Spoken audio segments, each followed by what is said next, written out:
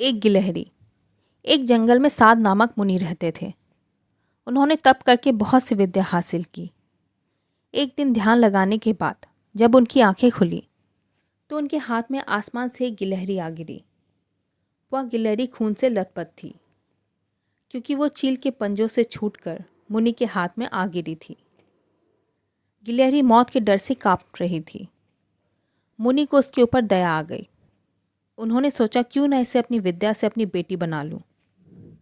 मेरी पत्नी कब से संतान प्राप्ति की चाह रख रही है, लेकिन उसके भाग्य में संतान है ही नहीं। अब यह बात बताकर उसे दुखी करने की जगह कुछ साल इस गिलहरी को ही बेटी बनाकर उसे सौंप देता हूँ।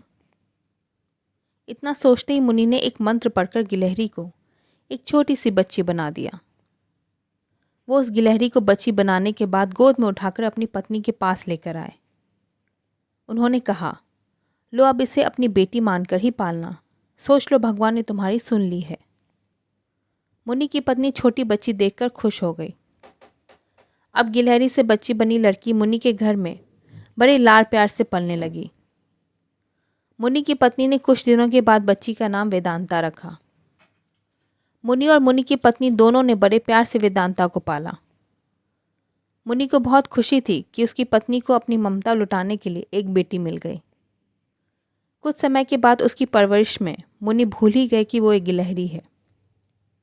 वेदांता को मुनि ने अच्छी पढ़ाई लिखाई करवाई। देखते ही देखते वेदांता 16 साल की हो गई। अब मुनि की पत्नी को अपनी सुंदर बेटी की शादी करवाने की चिंता होने लगी। उन्होंने यह बात मुनि से की।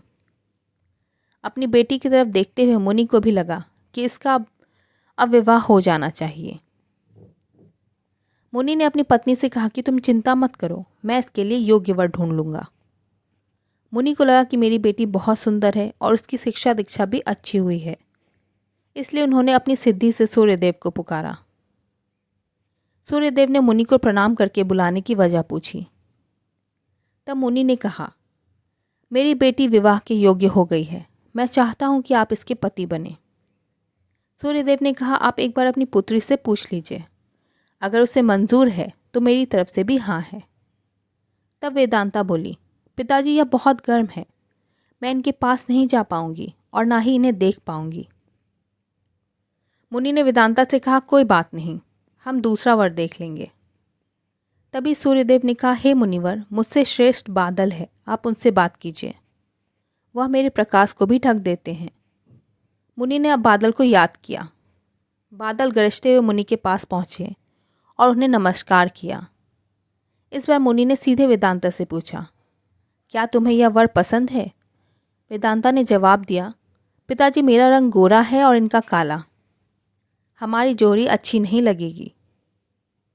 तब बादल ने मुनि से कहा, आप पवन देव को बुलाइए, वे मुझसे श्रेष्ठ हैं, उनमें मुझे उड़ाकर इधर से उधर ले जाने की ताकत है। अब मुनि ने पवन देव का स्मरण किया। पवन देव के आते ही मुनि ने अपनी बेटी से पूछा, क्या आपको यह वर पसंद है? वेदांता बोली, पिताजी यह तो एक जगह ठहरते ही नहीं हैं, इनके साथ मैं घर कैसे बसा पाऊंगी? इस बार मुनि ने पवन देव से पूछा, मुझे अपनी पुत्री के लिए वर की तलाश है, आप बताइए कि आपसे श्रेष्ठ कौन है? पवन देव ने जवाब दिया, मुनिवर, आप पर्वत को बुला सकते हैं, वह मेरा रास्ता रोक देते हैं, वह मुझसे श्रेष्ठ हैं। तुरंत मुनि ने पर्वत को पुकारा। पर्वत को देखते ही वेदांता बोली, यह तो पत्थर है, इनका दिल भी पत्थर ही होगा, इनसे विवाह कैसे हो पाएगा पिताजी? मुनि ने हाथ जोड़कर पर्वतदेव से पूछा, आपसे श्रेष्ठ कौन है? पर्वतराज ने जवाब दिया, हे मुनि, चूहा मुझ में छेद कर देता है, इस आधार से वह मुझसे श्रेष्ठ है। इतना कहते ही पर्वतदेव के कान से चूहा नीचे कूदा। वेदांता ने जैसे ही चूहे को देखा, वह खुशी के मारे उछल पड़ी। उसने कहा, पिताजी यही मेरा वर बनना चाहिए, मुझे यह पसंद है, इनकी पूंछ कान सब कुछ कितना प्यारा है।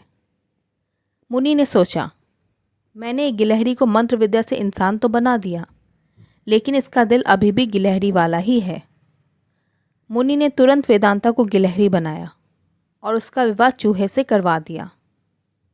विवाह के बाद दोनों खुशी खुशी रहने लगे। सीख, इस कहानी से हमें ये सीख मिलती है कि इंसान चाहे बाहर से कितना भी बदल जाए, लेकिन उसका दिल वैसा ही रहता है।